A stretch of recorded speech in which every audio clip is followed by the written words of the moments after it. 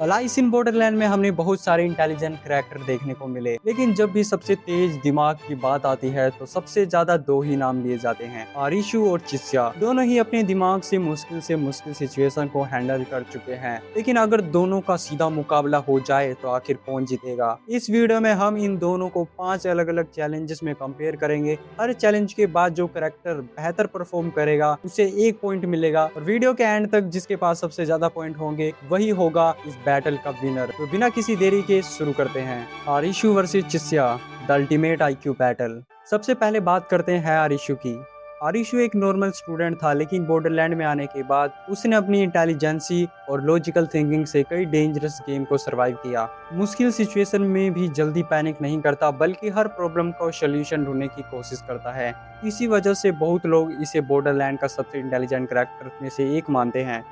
और अब बात करते हैं चिस्या की। चिस्या एक ऐसा कैरेक्टर है जो हमेशा शांत रहता है और हर सिचुएशन को ध्यान से ऑब्जर्व करता है। ये कम बोलता है, लेकिन जब बोलता है या फिर कोई प्लान बनाता है तो अक्सर ये दूसरों से कई कदम आगे होता है। इसकी काम पर्सनैलिटी और स्मार्ट स्ट्रेटजीज की वजह से चिस्या को अलाइस इन बॉर्डरलैंड का सबसे इंटेलिजेंट और जीनियस कैरेक्टर माना जाता है। अब बात करते हैं पहली कैटेगरी ऑब्जर्वेशन की। ऑब्जर्वेशन का मतलब होता है कौन अपने आसपास की छोटी सी छोटी चीजों को नोटिस करके उसका असली मतलब समझ पाता है। सबसे पहली बात करते हैं आरिशु की। आरिशु के ऑब्जर्वेशन का सबसे बड़ा एग्जांपल सीजन 1 के एपिसोड 1 के डेड और अलाइव गेम में देखने को मिलता है। जब सब प्लेयर सिर्फ गैस करके डोर चूज कर रहे थे, तब आरिशु ने पैनिक करने के बजाय बिल्डिंग की स्ट्रक्चर को ऑब्जर्व किया। उसने याद किया कि उसने बाहर से बिल्डिंग और उसके पास खड़ी कार को देखा था। उसी ऑब्जर्वेशन की मदद से उसने अंदाजा लगाया कि कौन सी वॉल बाहर की तरफ है और कौन सा डोर सेफ हो सकता है। इसी छोटी ऑब्जर्वेशन ने उसकी जान बचा दी। अब बात करते हैं चिस्या की। चिस्या का ऑब्जर्वेशन का सबसे बड़ा एग्जांपल सीजन 1 के एपिसोड 5 में देखने को मिलता है। जब बीच के कार्ड्स चुराने का प्लान बना रहा था, तब उसने आगुनी के सिर्फ एक छोटे से फेशियल एक्सप्रेशन और उसकी नजर को नोटिस किया। बाकी किसी ने उस पर ज्यादा ध्यान नहीं दिया, लेकिन चिस्या ने तुरंत समझ लिया कि असली क्लू इन्वॉल्व में नहीं बल्कि उसके रिएक्शन में छुपा है। सिर्फ इसी छोटी सी ऑब्जर्वेशन के बेस पर उसने सेफ का पासवर्ड बॉस प्रेडिक्ट कर लिया। ये दिखाता है कि चिस्या सिर्फ चीजें नहीं देखता बल्कि लोगों के बिहेवियर को रीड करता है। अगर कंपेयर करें तो आरिशु ने इन्वायरमेंट को ऑब्जर्व करके गेम सॉल्व किया, लेकिन चिस्या ने एक इंसान के बिहेवियर और रिएक्शन को ऑब्जर्व करके हिडन क्लू ढूंढ निकाला। इसलिए ऑब्जर्वेशन कैटेगरी का विनर चिस्या है। आरिशु 0, चिस्या 1। अब बात करते हैं दूसरी कैटेगरी लॉजिकल थिंकिंग की।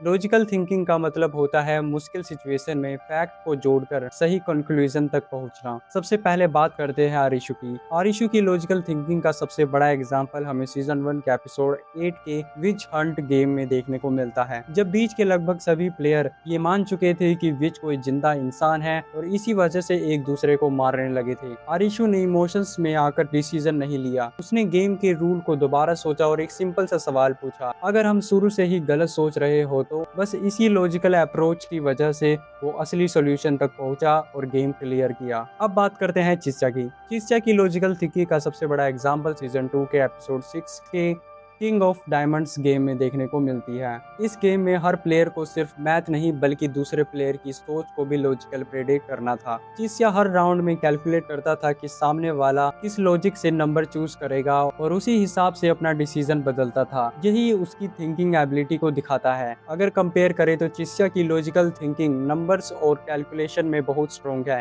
लेकिन आरिशु ने एक ऐसी सिचुएशन सोल्व किया जहाँ पूरी भीड़ गलत डायरेक्शन में सोच रही थी और उसने सिर्फ रूल्स और लॉजिक के बेस पर इम्पॉसिबल मिस्ट्री का सॉल्यूशन निकाल दिया। इसी वजह से लॉजिकल थिंकिंग कैटेगरी का विनर है आरिशु 1, चिस्या 1। अब बात करते हैं तीसरी कैटेगरी स्ट्रेटजी की। स्ट्रेटजी का मतलब होता है पहले से प्लान बनाना, सिचुएशन को समझना और सही टाइम पर सही चाल चलना। सबसे पहले बात करते हैं आरिशु की। आरिशु की स्ट्रेटजी का सबसे बड़ा एग्जांपल हमें सीजन 2 के एपिसोड 2 के किंग ऑफ क्लब्स में देखने को मिलता है। ये गेम सिर्फ ताकत का नहीं बल्कि टीम वर्क और प्लानिंग का भी था। गेम शुरू होता है, आरिशु ने अपनी टीम को पॉइंट्स रैंडमली डिस्ट्रीब्यूट नहीं किया। उसने हर मेंबर की एबिलिटी को देखकर पॉइंट बांटे।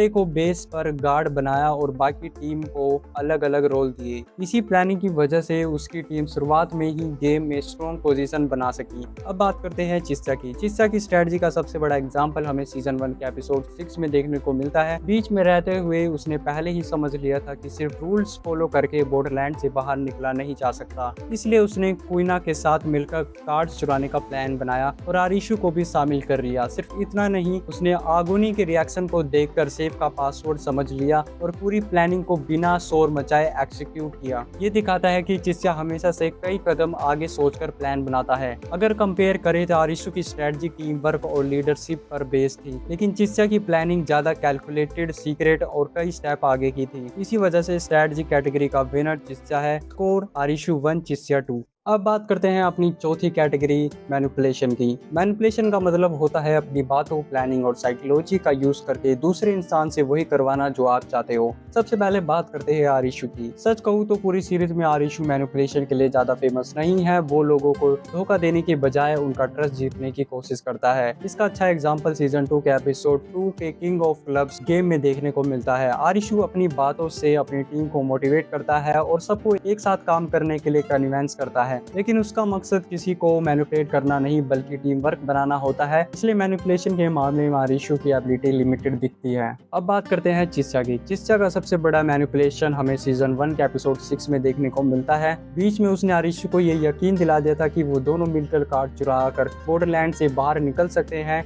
आरिशु उसकी बात मान लेता है और उसके प्लान के हिसाब से जाता है, लेकिन बाद में पता चलता है कि चिस्या ने आरिशु को सिर्फ यूज किया था और उसका फायदा उठाया था ताकि वो असली सेफ तक पहुंच सके और खुद अपना प्लान कंप्लीट कर सके। ये दिखाता है कि चिस्या सिर्फ गेम ही नहीं, लोगों के दिमाग के साथ भी खेलना जानता है। अगर कंपेयर करें तो चिस्या ट्रस्ट और टीम वर्क पर भरोसा करता है, जबकि चिस्या साइकोलॉजी और मैनिपुलेशन का यूज करके दूसरों से अपना काम निकलवा लेता है। इसी वजह से मैनिपुलेशन कैटेगरी का विनर चिस्या है। स्कोर है आरिशु 1 चिस्या 3। अब बात करते हैं पांचवे और आखिरी कैटेगरी सर्वाइवल स्किल की। सर्वाइवल स्किल का मतलब होता है हर तरह की डेंजरस सिचुएशन में जिंदा रहना और सही डिसीजन लेना और एंड तक सर्वाइव करना। सबसे पहले बात करते हैं आरिशु की। आरिशु की सर्वाइवल स्किल का सबसे बड़ा एग्जांपल हमें सीजन 2 के एपिसोड 7 में देखने को मिलता है, जब पूरे बॉर्डरलैंड में किंग ऑफ स्पेड सभी प्लेयर्स का शिकार कर रहा होता है। इस वक्त आरिशु सिर्फ खुद को बचाने की नहीं सोचता बल्कि अपनी टीम के साथ मिलकर किंग ऑफ स्पेड को हराने का प्लान बनाता है। इतने डेंजरस ओपोनेंट के सामने भी वो हिम्मत नहीं हारता, आखिरी तक फाइट करता है और उसकी प्लानिंग और सर्वाइवल स्किल की वजह से वो एंड तक जिंदा रहता है।